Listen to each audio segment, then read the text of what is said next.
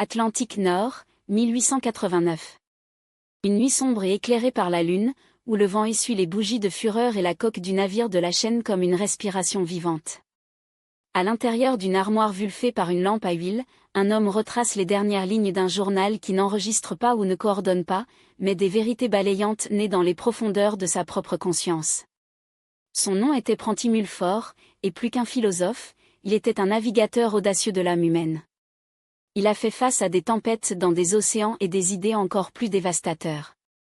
Il a vécu comme peu d'os, les yeux tournés, explorant les territoires où la plupart craignent que le pas. Et dans cette plongée intérieure, il a découvert quelque chose qui révolutionnerait à jamais la façon dont nous comprenons la réalité, le corps et l'esprit. Mulford n'a pas hérité de la sagesse, il l'a gagnée dans la pratique. Chaque mot écrit sur cette table salée était plutôt un doute de lancement, une douleur aiguë ou une certitude qui est apparue lorsque le monde semblait s'effondrer. Ces pensées n'étaient pas de simples abstractions, ils avaient du poids, de la direction, de la forme. Ce que vous gardez à l'esprit se matérialise inévitablement comme votre propre existence. Ce livre audio n'est pas seulement un livre, c'est une carte pour une puissance qui habite déjà en vous.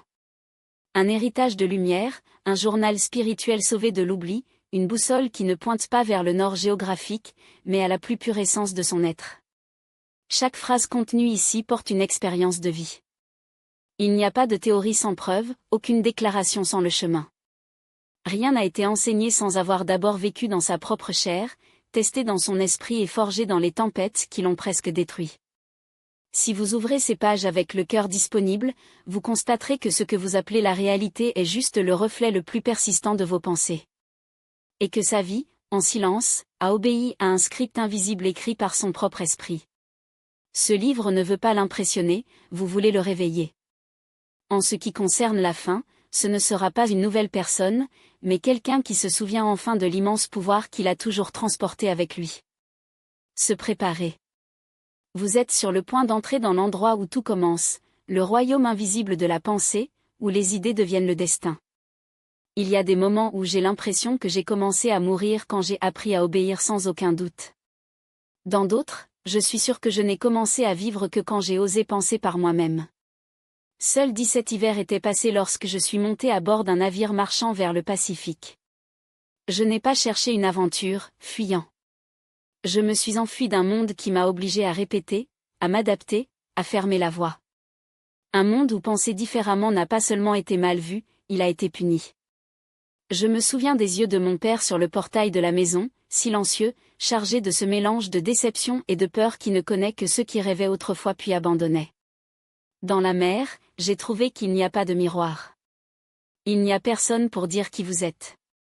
Seul le vent hurlant, le cri du bois et ses propres pensées, qui, sans distraction, crient plus fort que vous ne le souhaitez.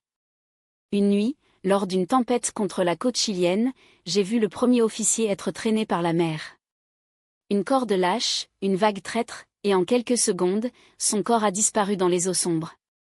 Mais ce qui m'a marqué, ce n'était pas sa mort, mais son visage dans son esprit avant la chute, il n'y avait aucune peur, seulement une profonde démission, comme si son esprit avait accepté la fin avant même que le corps ne le fasse face. À ce moment, j'ai compris qu'il y a des pensées qui tuent avant la mort, et la pensée peut être aussi dangereuse que la vie. Au cours des années suivantes, j'ai navigué pour des routes commerciales, des îles et des tempêtes oubliées qui avalent des hommes et des navires sans avertissement. Mais rien n'était aussi violent que ce que j'ai trouvé dans mon esprit. Parce que là, entre la peur et la création, j'ai trouvé que la pensée n'est pas seulement un écho, c'est le berceau de tout ce qui existe. Une fois, bloqué sur une plage déserte, sans nourriture ni force, avec de la fièvre brûlant mon corps, fermer les yeux et visualiser l'eau potable. Pas par espoir, mais parce que c'était la seule ressource à laquelle je me suis laissé. Quelques heures plus tard, un homme a émergé entre les arbres, transportant de l'eau sans rien demander en retour. Certains appelleraient une coïncidence. J'appelle la preuve. Depuis lors, j'ai fait quelque chose qui avant d'avoir honte, penser à haute voix, imaginant l'impossible, écrivant des idées que personne ne m'avait appris. Natation. Penser librement est devenu mon acte de rébellion. Parce que dans un monde où tout semble prédéterminé, le questionnement est un risque. Mais si vous écoutez ces mots, c'est parce que, à un moment donné, il a également commencé à le faire. La pensée n'est pas invisible, c'est de l'énergie pure, c'est une cause. Alors que le monde insiste pour croire que les choses se produisent simplement, j'ai appris de la peau que tout ce que nous voyons est né en premier dans l'invisible. Cette pensée répétée chaque jour, cette émotion qui ne tombe pas, cette peur qui porte, rien de tout cela ne se reproduit. Tout est construit, devient chair, dans les circonstances, dans la vie. Donc, ce chapitre porte ce nom, parce que pendant des années, la pensée m'a fait souffrir. Il m'a fait tout remettre en question, perdu des emplois, éloigner les gens, me rendre étrange même parmi ceux qui ont dit qu'ils m'aimaient. Mais cela m'a aussi sauvé, m'a libéré et a finalement révélé que l'esprit n'est pas seulement un endroit où nous vivons, c'est le trône à partir duquel nous gouvernons notre propre existence. Si cette histoire a résonné sur vous, si vous aviez déjà une pensée qui s'est réalisée plus tard, ne l'ignorez pas. Ne jetez pas comme une simple chance. C'est peut-être exactement ce qui vous a amené ici. Et ce que vous trouverez à l'avance ne peut confirmer que rien n'était une coïncidence. J'ai appris à penser avec les poings serrés, car lorsqu'il n'y a pas d'argent, d'héritage ou de nom, l'esprit devient le seul outil. Et si vous ne savez pas comment l'utiliser, il l'utilisera. Après avoir quitté la mer, j'ai passé des mois à me promener en Californie pour travailler. Il dormait par terre, écrivait dans des papiers déchirés et mangeait ce qu'il a trouvé à l'arrière des marchés. Cela ne m'embarrassait pas, mais ça faisait mal. Ça faisait mal de voir l'espoir couler en silence, voir les gens s'habituer à n'attendre rien, devenant obéissants non pas par le choix, mais par l'épuisement. J'étais là aussi, dans ce vide sans mur, où rêver semble perdre du temps. Jusqu'à ce que quelque chose ait changé. Un jour, j'ai traversé un vieil homme qui vivait près d'un moulin abandonné. Je n'ai jamais parlé, mais je me suis regardé comme si je savais quelque chose que j'ai ignoré. Un matin, je me suis approché, j'ai demandé de l'eau, et sans dire un mot, il m'a tendu une tasse en bois et a pointé une pierre. Quand je me suis assis, cette phrase vient de dire, vous pensez que ce qui vous entoure est la réalité, mais le réel est en vous. Je n'ai pas tout compris à ce moment-là, mais cette nuit-là, sous le rhume tranchant, j'ai répété ces mots comme un mantra, comme un sort. Et puis c'est arrivé ce qui semblait jusque-là impossible, je ressentais quelque chose pas dans le corps, non pas dans l'esprit rationnel, mais dans cet espace sans nom où nous savons simplement, même sans savoir comment expliquer. Pour la première fois, j'ai réalisé que j'avais un pouvoir, pas un pouvoir physique ou emprunté par la société, mais une force invisible qui était toujours là, attendant d'être réclamée. Quelques jours plus tard, j'ai obtenu un emploi en nettoyant les outils dans un graphique. Ce n'était pas de la chance. C'était un changement, d'abord en moi, puis dans le monde qui m'entoure. Mes paroles et enfin dans ma réalité.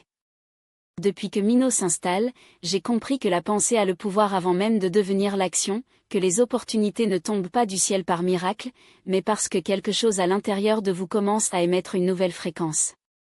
Ce chapitre ne concerne pas l'espoir, il s'agit de reconnaissance. Reconnaissez qu'en vous, il y a un centre, un noyau, une force qui n'a jamais été touchée par l'échec, la maladie ou le mépris. Et que lorsque vous vous alignez sur cette force, même si le monde ne change pas immédiatement, vous commencez à marcher avec une énergie qui le transformera bientôt. C'est ainsi que j'ai découvert le premier pouvoir invisible. Et depuis ce jour, je ne me suis jamais senti seule. Avez-vous entendu quelqu'un dire que les pensées sont comme des ombres, qui vont et viennent sans trace ?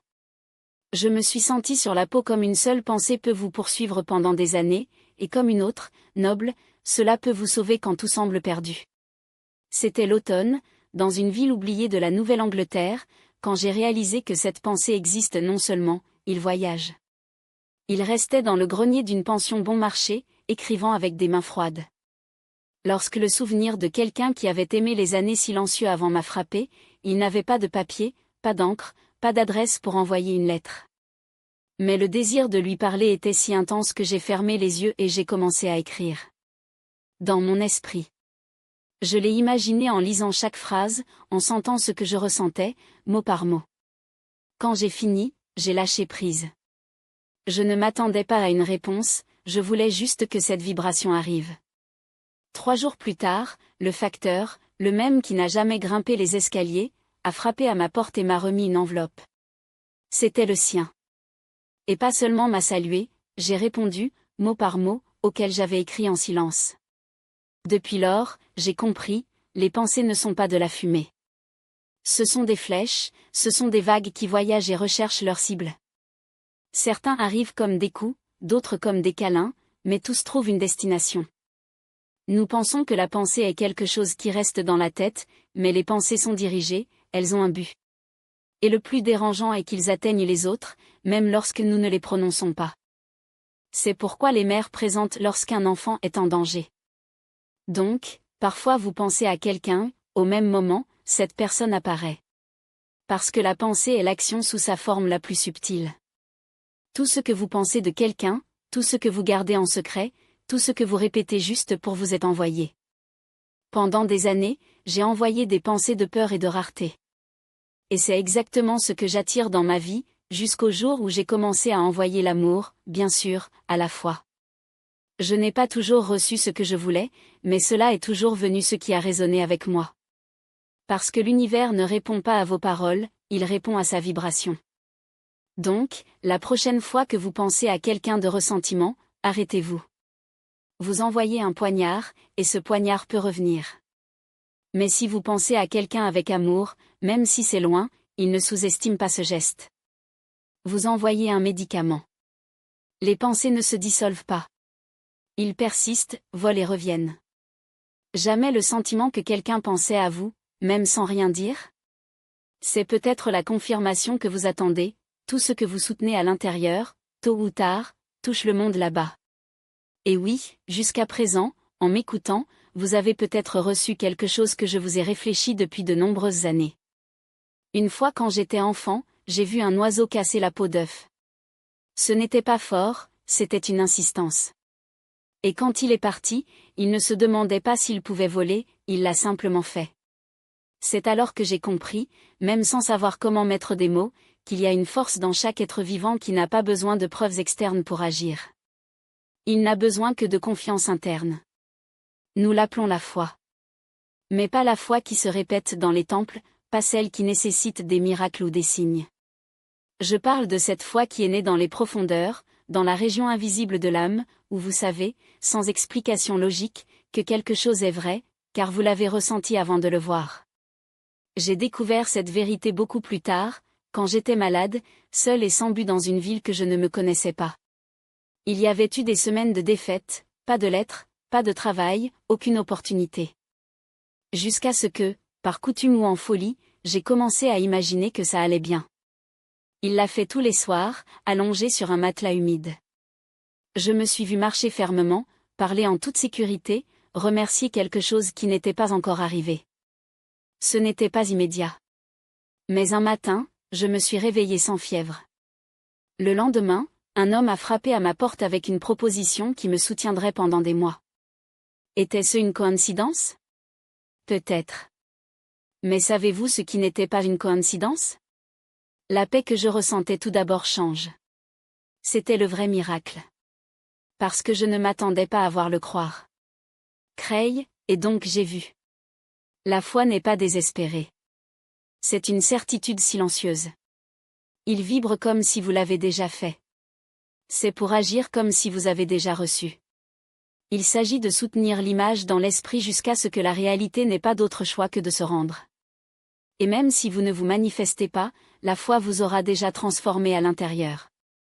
Je connais des gens qui disent avoir la foi, mais qui ont en fait des attentes déguisées. Ils s'attendent à ce que les résultats continuent de croire. Mais la vraie foi ne dépend pas du résultat. La foi est le résultat.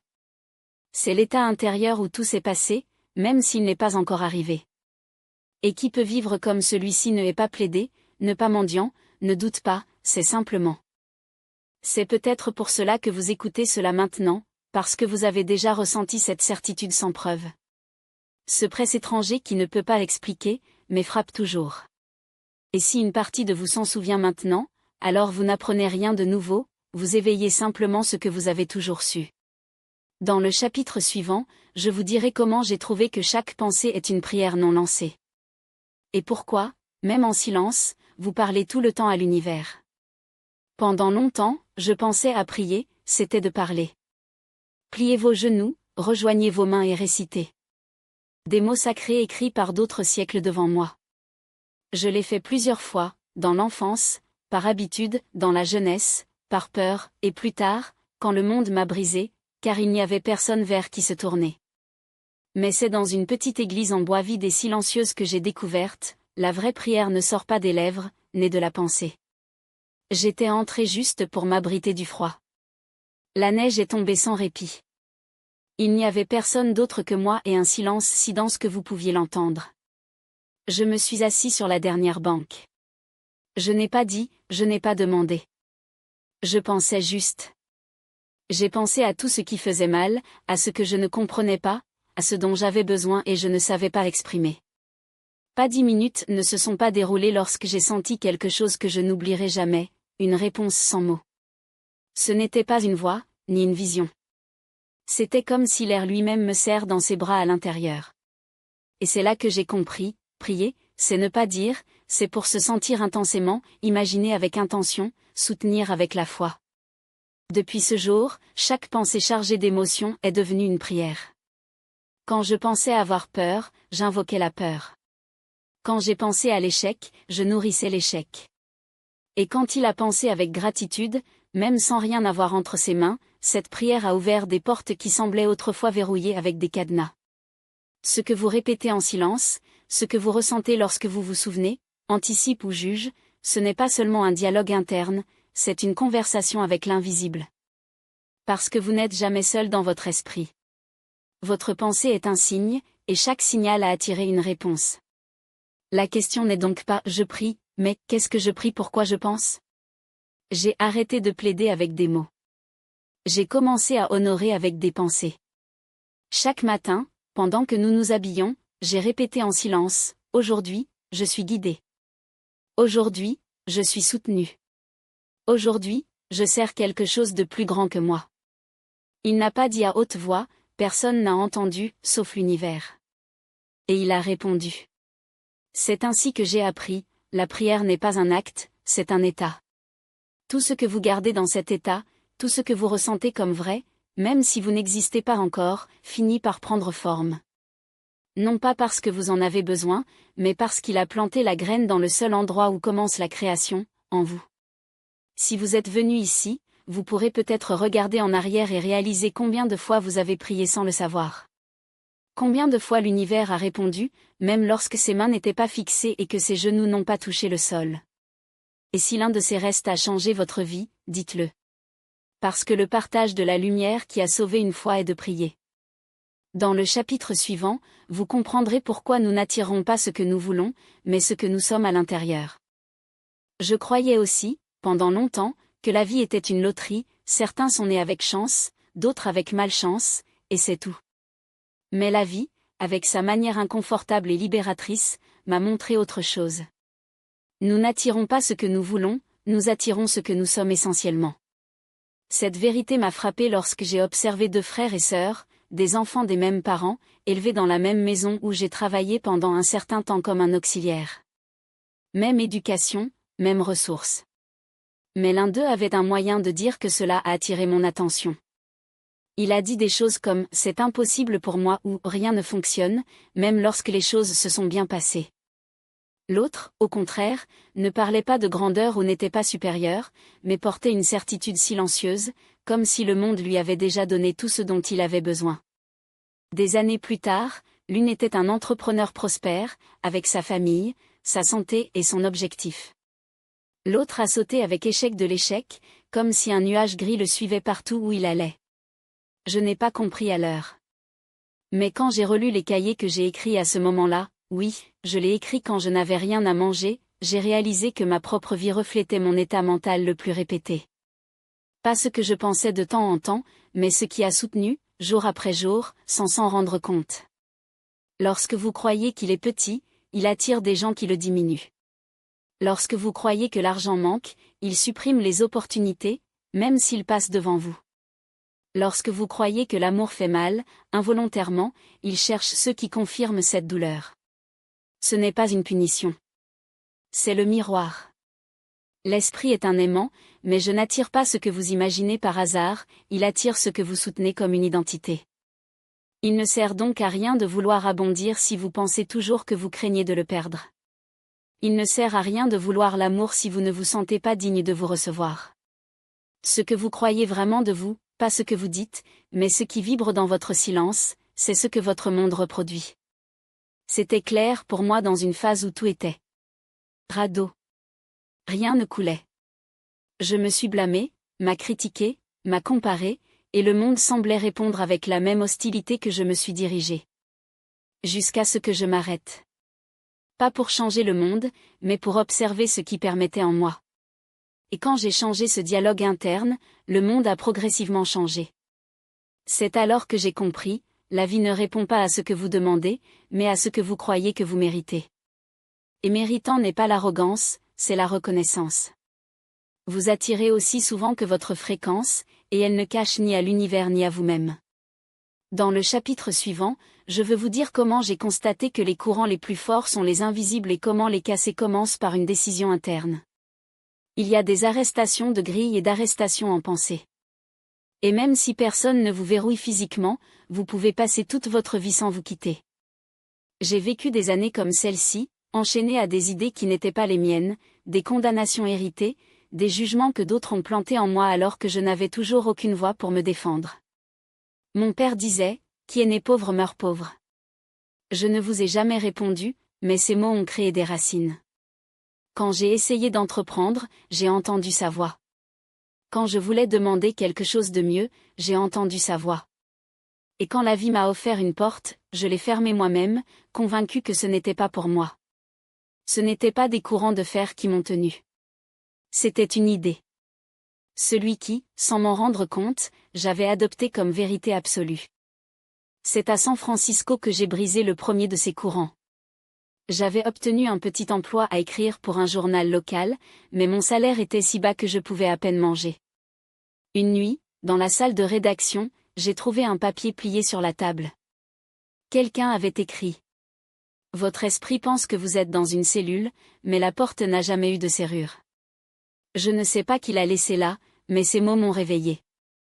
J'ai pensé, et si je ne suis pas pauvre, mais je pense comme pauvre? Et si je ne suis pas limité, sauf ce que je répète en silence?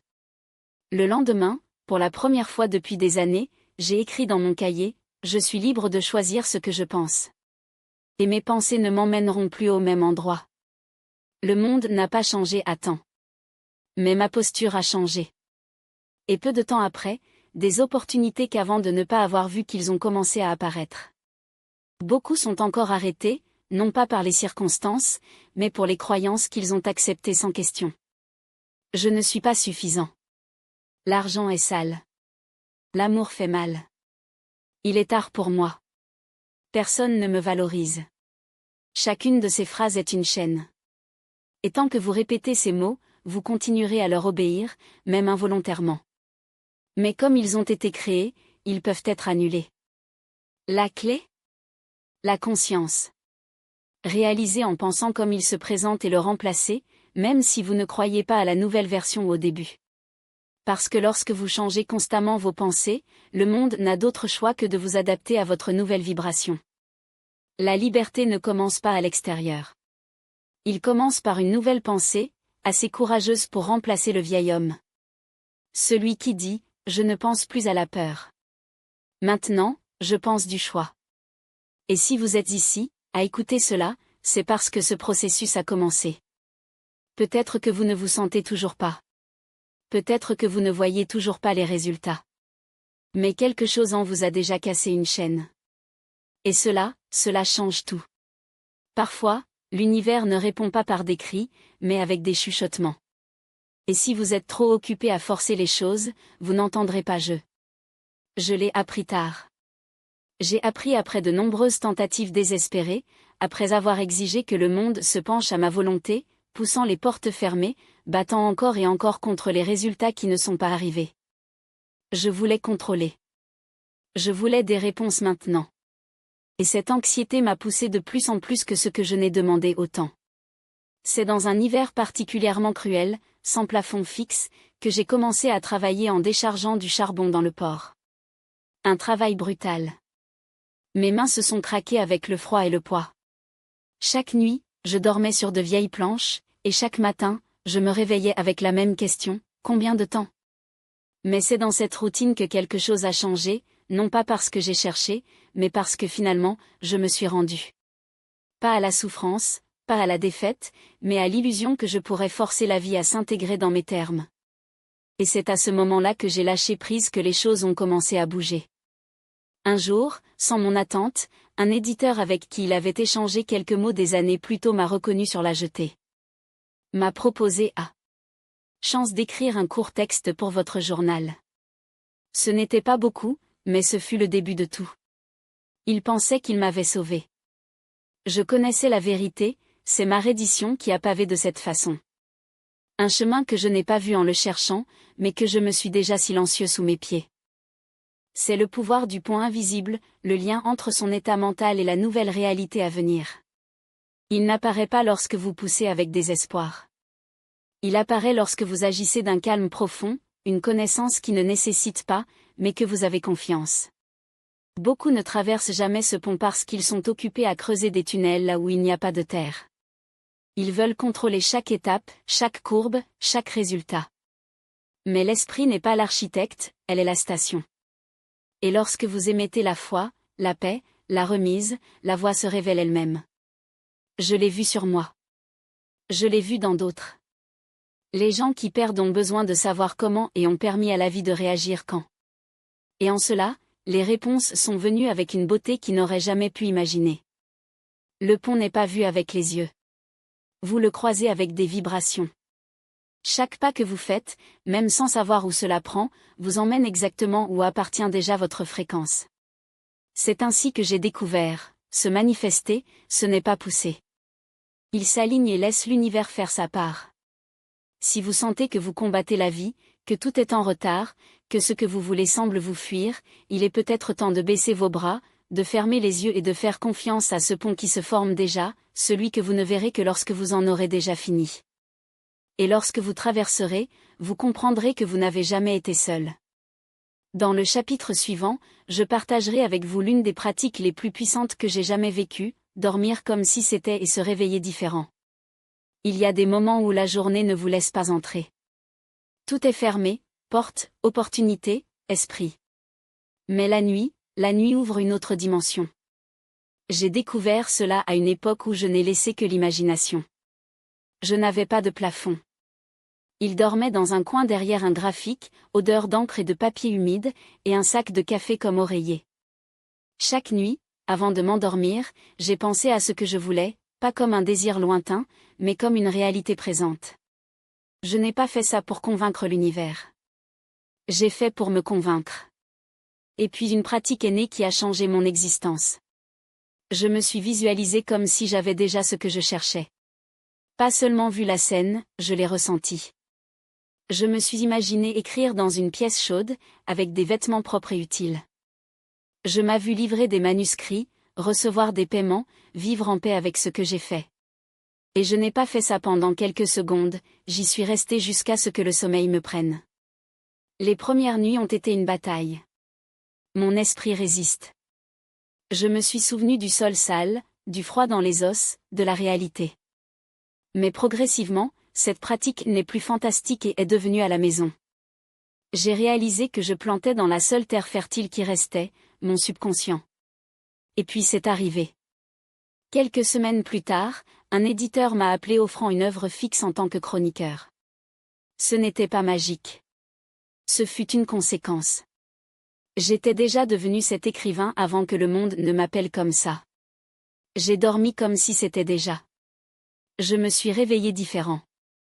La fréquence du repos, l'état mental que vous vous endormez, est le message le plus puissant que vous envoyez à l'univers. Parce que, dans le sommeil, l'esprit conscient s'éteint et ce que vous soutenez car la vérité est plantée dans le plus profond de vous-même. Et à partir de là, la réalité commence à se réorganiser. Si vous dormez avec peur, cultivez le chaos. Merde avec la foi, l'alignement d'autrui. Peu importe ce qui s'est passé le jour, la nuit est une renaissance silencieuse. Et vous avez le droit, et le pouvoir, pour décider à quelle fréquence vous vous allongerez. Donc, chaque nuit, peu importe ce que vous avez vécu, je ferme les yeux avec gratitude. J'ai l'impression que c'était déjà là, où je ne suis pas encore arrivé physiquement, mais où mon âme habite déjà. Et quand vous vous réveillez, le monde me traite différemment, parce que je ne suis plus la même chose. Pendant des années, ils m'ont parlé de Dieu comme s'il s'agissait d'une personne très éloignée, élevée, inaccessible, grave, pleine de règles. Ils ont dit que seuls les justes pouvaient s'approcher, que les intermédiaires, les temples, les rituels étaient nécessaires. Moi, qui avais faim et la solitude, je me suis demandé en silence, et si Dieu n'était pas si loin? Et s'il était ici, à l'intérieur de ce que je ressens, je pensais suis-je? C'était sur un crépuscule, marchant seul sur un chemin couvert de feuilles séchées, ce que j'ai compris pour la première fois. Il n'y avait pas de voix ou de voix céleste. Juste une douce présence, une reconnaissance, comme si tout autour de moi, le vent, les arbres, le silence, me disaient, sans mots, je ne suis pas là. Je suis en toi. Depuis lors, j'ai observé mes pensées autrement. Chaque fois que je pensais avoir peur, j'étais éloigné de Dieu. Chaque fois que je pensais avec amour, clarté ou certitude, cette distance a disparu. Et j'ai compris, ce n'est pas Dieu qui s'est éloigné. C'était moi qui, en pensant à la douleur ou à son manque, a effacé ma propre connexion avec le divin. Dieu, j'ai compris, n'est pas une figure externe. C'est une pure conscience. C'est le je suis. C'est la présence. Il n'a pas de forme, mais il façonne tout. Il ne punit pas, mais reflète. Cela n'impose pas, mais répond. Et le plus extraordinaire? Cette conscience vit sur vous, pas dans votre religion, pas vos actes, pas votre réputation, mais dans votre vibration la plus profonde. Lorsque vous ressentez la paix au milieu du chaos, il y a lui. Lorsque vous faites confiance sans preuve, il y a lui. Lorsque vous choisissez Love on grudge, même si vous faites un don, il y a. Dieu n'est pas une présence qui est obtenue. C'est une fréquence qui se souvient. Et lorsque vous vous alignez avec elle, le monde ne devient pas un paradis, mais votre perception, oui. Et cela change tout. Alors vous ne demandez pas reconnaît. Ne soyez pas plaidé. Réglez. Ne répétez pas les phrases vides. Parle à votre état interne. Et c'est la prière. C'est la connexion. C'est Dieu en mouvement en vous. Si cette idée vous dérange, c'est bien. Comme ça. J'ai aussi traversé cela. Si quelque chose à l'intérieur de vous s'est étendu lors de la lecture de ces mots, c'est parce que je savais déjà, je n'avais oublié que. Il y a des désirs qui sont nés de la vanité, d'autres de peur et ceux qui jaillissent de l'âme. Pendant des années, je pensais que le désir était de la faiblesse, un piège à ego, quelque chose à apprivoiser, à ignorer ou à sacrifier. Ils m'ont appris à se méfier du désir, de le voir comme un caprice ou une illusion, et pendant longtemps j'ai essayé de l'effacer. Mais plus il le refuse, plus il brûlait, comme un incendie qui ne demande pas la permission de brûler. Jusqu'à un jour, j'ai compris, tous les désirs ne sont pas nés par manque.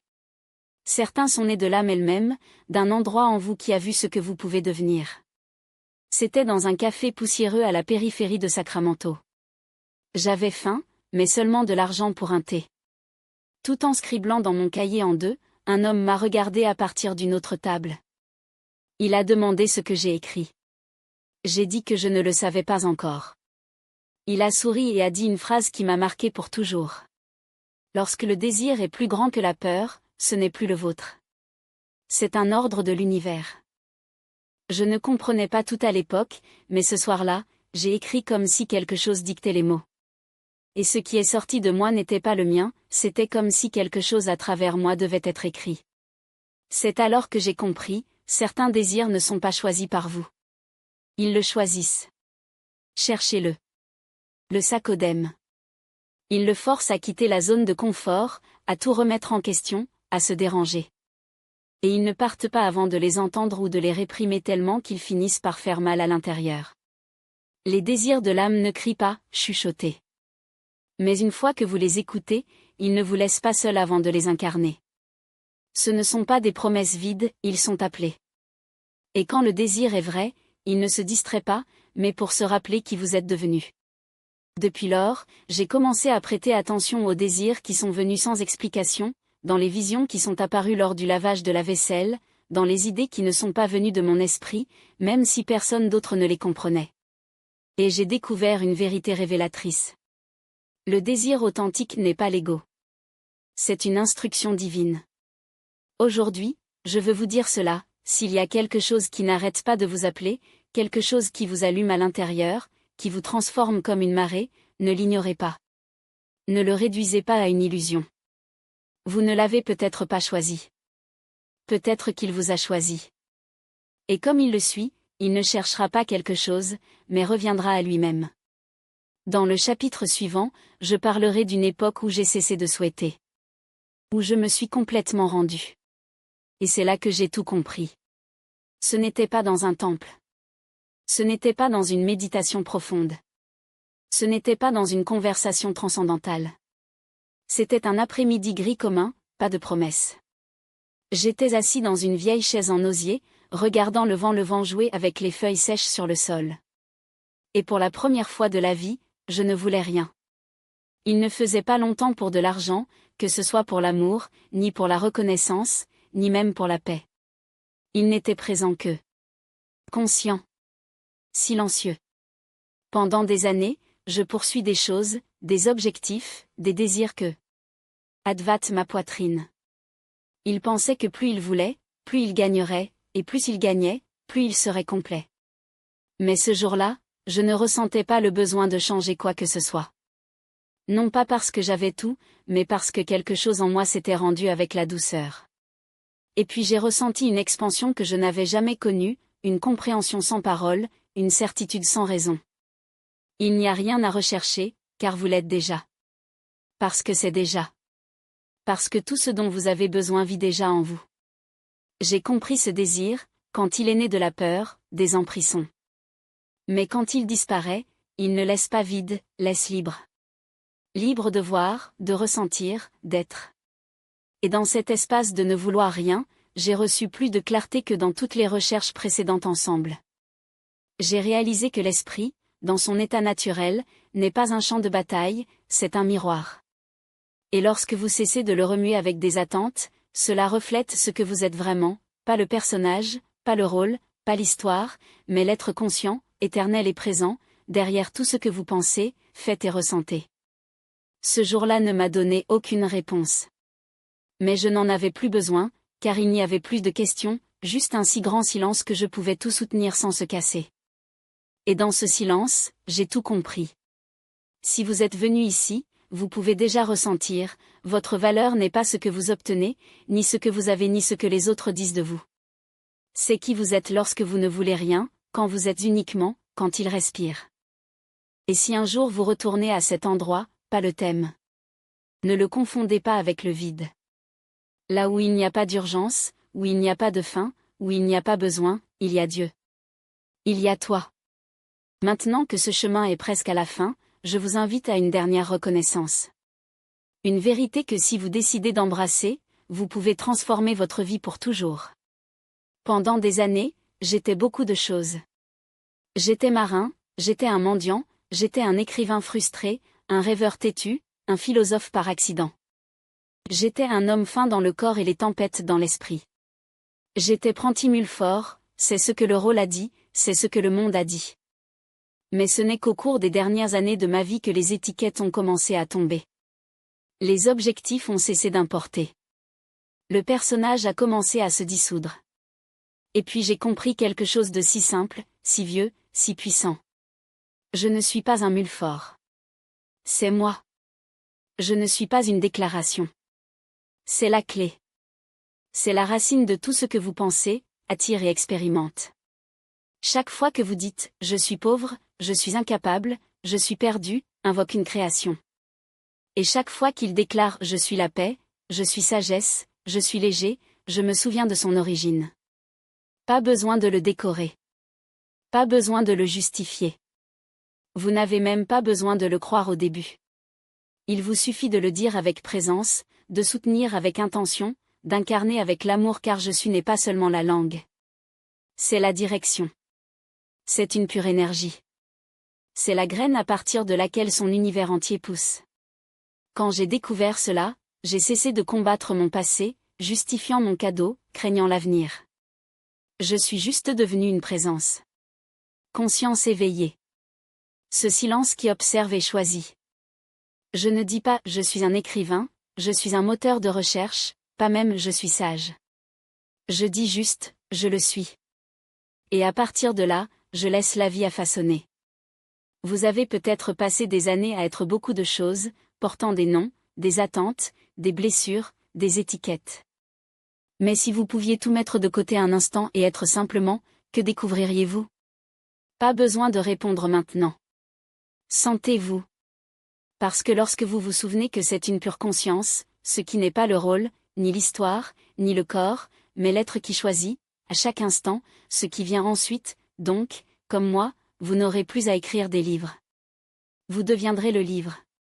Un esprit se réveille. Une âme qui ne se demande pas, parce que vous savez. Et si une seule phrase de ce chemin reste, c'est « ceci ». Vos pensées sont des choses. Et vous êtes la pensée consciente d'un univers que vous avez choisi de vous révéler en vous. Pas en tant qu'auteur écrit un personnage, mais comme le souffle qui donne vie à la page vierge. Vous n'êtes pas le nom que vous portez, ni la voix qui répète les vieilles croyances, vous êtes la conscience même qui, pendant un moment, vous avez décidé de vous appeler. Et moi? Je ne suis pas un maître, pas un guide. Je suis le miroir que vous avez trouvé sur le chemin de vous souvenir, vous aussi.